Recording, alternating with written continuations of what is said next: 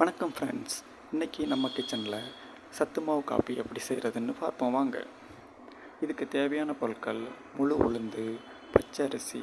இது ரெண்டையும் நாம் ஏற்கனவே மிஷினில் கொடுத்து திரித்து வச்சுருக்கோம். இப்போ நம்ம சத்து மாவு காஃபிக்கு தேவையான பொருட்கள் மண்டை வெல்லம், ஒரு ஏலக்காய், துருவிய சிறிதளவு தேங்காய், அவ்வளவுதான் ஃப்ரெண்ட்ஸ். பாத்திரத்தை அடுப்பில் வச்சுட்டு வாட்டரை நல்லா கொதிக்க வச்சுக்கிடணும். தண்ணி நல்லா கொதித்ததும் 2 ஸ்பூன் மாவு எடுத்து போட்டு நல்லா கிண்டி விட்டுறணும். 2 பேருக்கு தேவைன்னா 2.5 டம்ளர் வாட்டர் எடுத்துக்கலாம்.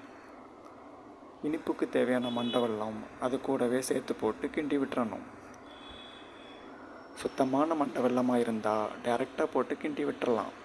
அப்படி இல்லைன்னா தனியாக ஒரு பாத்திரத்தில் வச்சு காய்ச்சி வடிகட்டி எடுத்துக்கலாம். 5 மினிட்ஸ் கிண்டி விட்டுட்டு ஏலக்காய் தூள், தேங்காய் பூ போட்டு ஒரு கிண்டி ஒரு பாத்திரத்தில் கன்வே பண்ணிக்க வேண்டியது தான்.